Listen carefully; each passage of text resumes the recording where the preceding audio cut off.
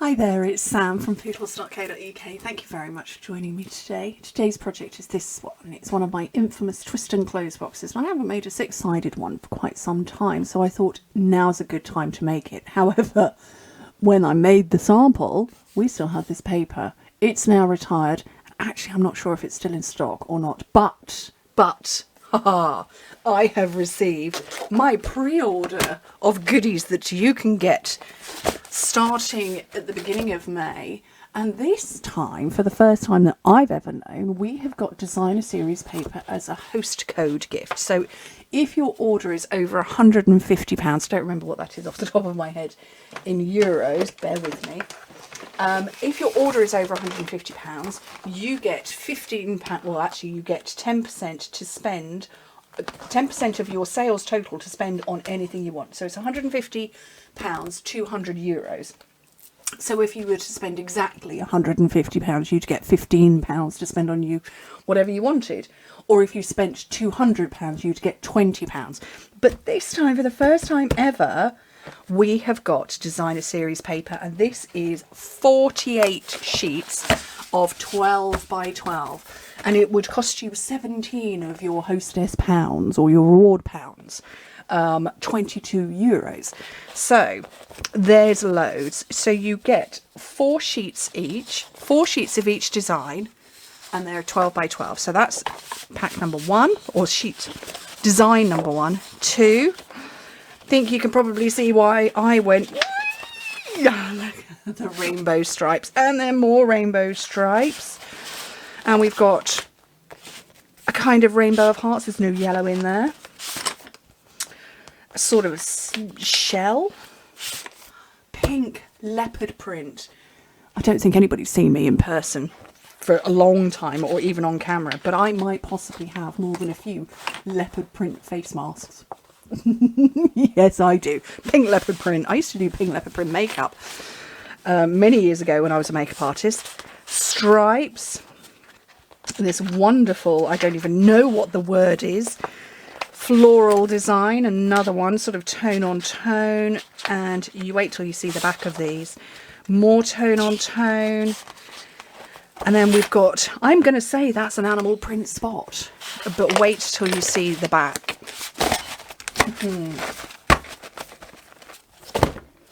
Black and white, and it is all black and white.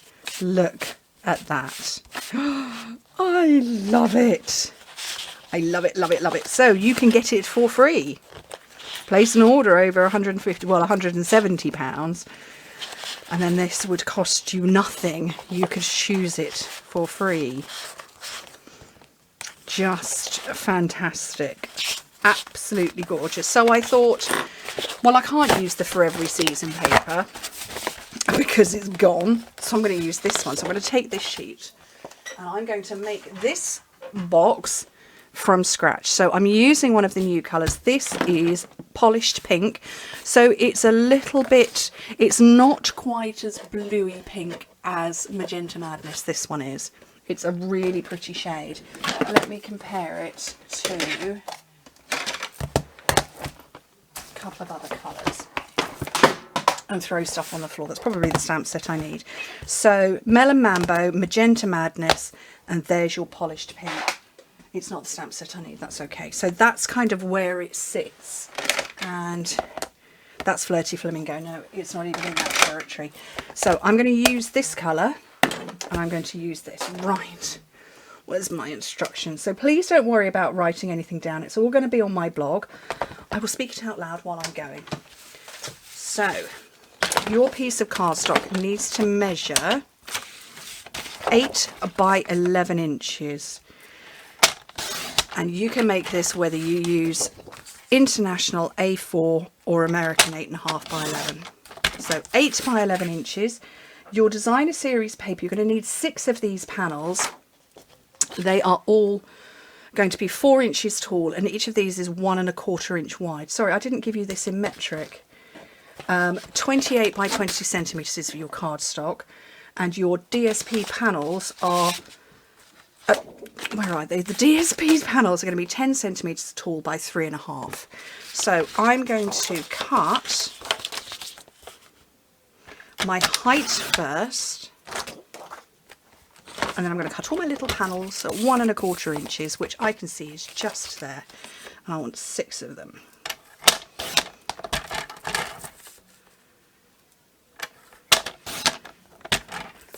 This is a great project for using up scraps.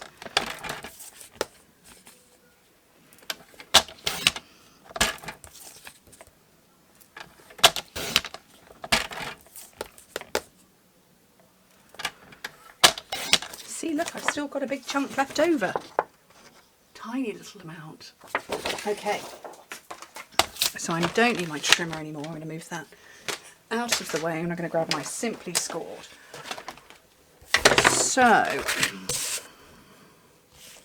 on the long side, we're going to score fully at 1 3/4, 3 1/2, 5 1/4, 7, 8 3/4, and 10 1/2 inches.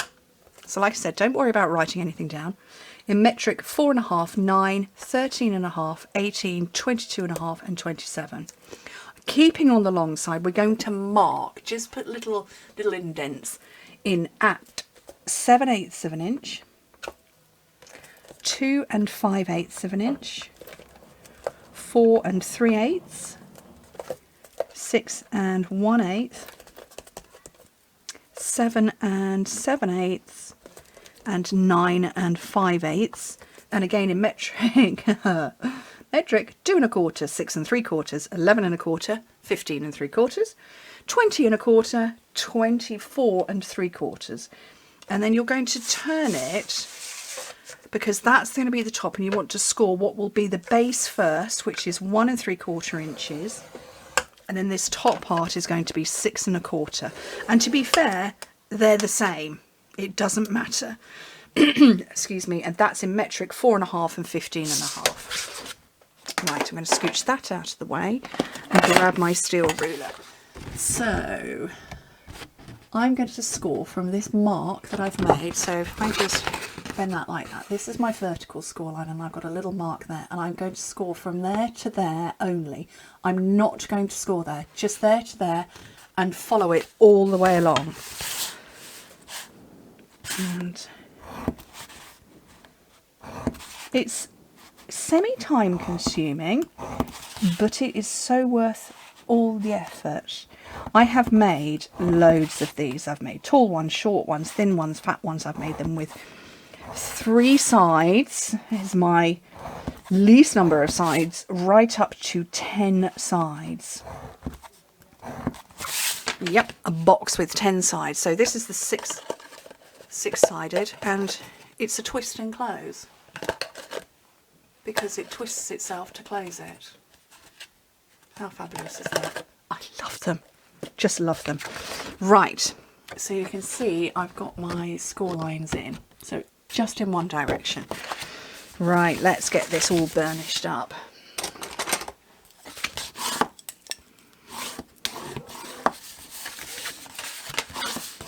I'm just going to burnish the straight lines at the moment, not those diagonals.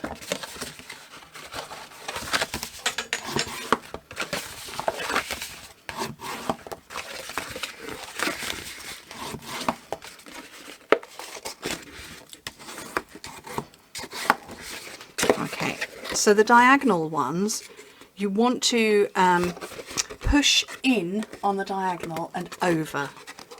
Okay? So in and over, in, over.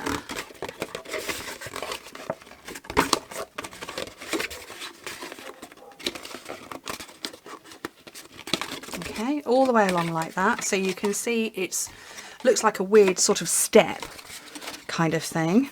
And then just come in with your bone folder and reinforce those.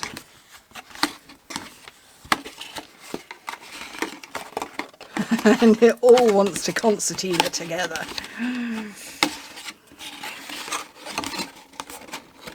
Last one. Okay, so that's all burnished up nicely. So that's obviously the top. This is the bottom. What I'm going to do, when I find a pair of scissors. My missing scissors turned up in the Easter holidays. Any guesses where they were? I know that these were my missing scissors because this is really old ribbon. And they've been missing for a good couple of years. Any guesses where they turned up? You'll never guess, because I would have never guessed. In one of the children's Lego boxes. So we have a stacking tower that basically it's sort of like in 4 parts with like a grid across it, and at the top it's got a really wide grid, and then it gets smaller and smaller, and so you put a load of Lego in the top and shake it, and the small pieces fall through, and or rather the big bits fall through and the small pieces stay, or whatever it is. So we have that's in permanent use, but we then have a further Lego box that's not used very often. It lives under one of the boys' beds, and we got it out over Easter. Why is there only 5? Did I drop one, or did I just not do enough? Oh, apparently I didn't do enough. Let's do another one. Oh, it's there. That's where it is. Yeah, we got the big Lego box out. And there it was, obviously, because, you know, that's where a pair of scissors would be. And my husband went, is there a pair of scissors in there? And I was like, no, there's my missing scissors. And they have been gone, I don't know, 2 or 3 years I've been without them. I'm terribly excited to have them back. It's not like I don't have other pairs, but yeah. And ironically, I'm just going to lay these panels on. Did I cut those all completely the wrong size?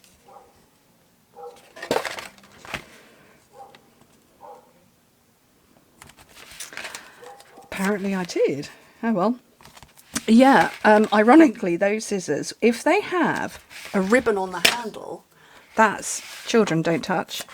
That's no touchy, boys. They touched. They have them in the Lego box. Naughty boys. Right, let's get this box put together before I moan much more. So I'm going to put tear and tape down there, and paper piercer to peel off the backing. All of it would be good. Okay, and then my tip for you is to make that go together that way so that you've got it pretty much in place. So I'm just looking for the back because I want to do those 2 and that one as the ones that sit over. So I grab my liquid glue. I'm going to put a splodge on there and line that up. Oops.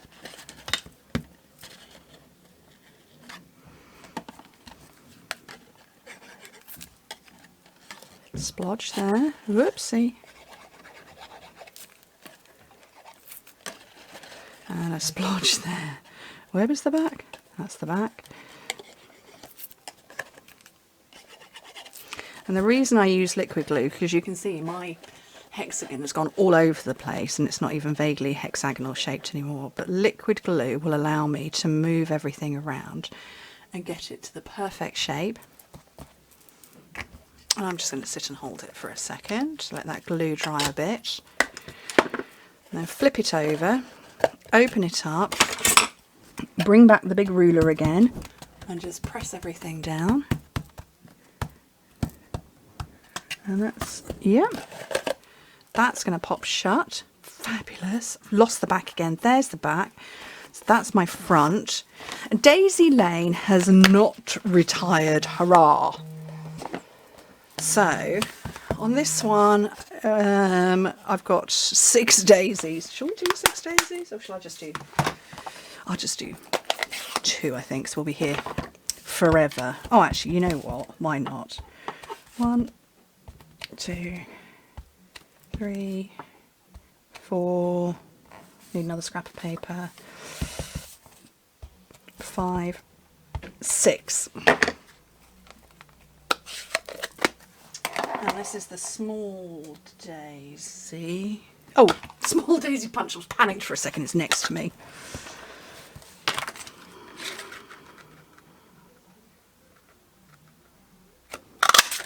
So I'm going to punch all of those. So that was the polished pink ink. Oh, polished pink ink. It's the little things that make me smile.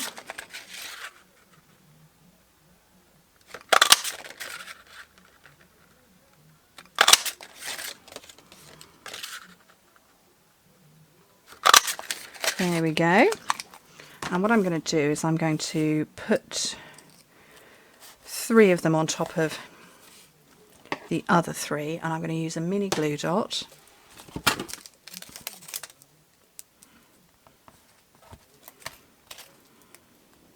And offset it. So basically you get a more leafy flower, more petally flower. You get a flower with more petals by doing that. Not that there's anything wrong with that, but more petally flower. Okay, and then my spongy mat, I'm going to push in the middle, just to get a little elevation. Push in the middle there, push in the middle there. And I don't know what gems I've got now. Did I retire any of them? I think I retired those ones. They're a different shape. Don't think my pearls are going to be big enough. What can I put in there? I don't know. I'll use the pearls. Oh, rhinestones. We'll do rhinestones. Why not? Let's do rhinestones. In the middle. Tiny. They're not big enough. I'll find something bigger.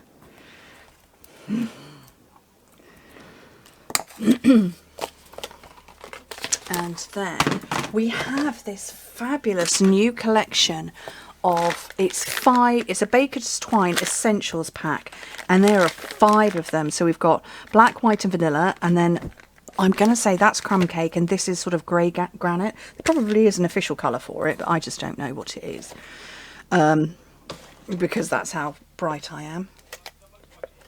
And then my husband's having a conversation with somebody under my window. And I'm just going to loop twine around. A bit more there. Snip off the end with the world's biggest scissors. I'm never letting these out of my sight again. My precious scissors. And then more mini glue dots on the back. So I'm going to whack 1 in the middle, straight off. 1 at the top. 1 at the bottom. And that, I think, is rather lovely. I love these boxes. They are so cool. So cool. Seriously. 10 sides I've made them in the past. And 3 sides. So 3, 4, 5, 6, 8, 10. Haven't yet done 12. Anyway, thank you ever so much for joining me. Hope to speak to you very soon. Bye.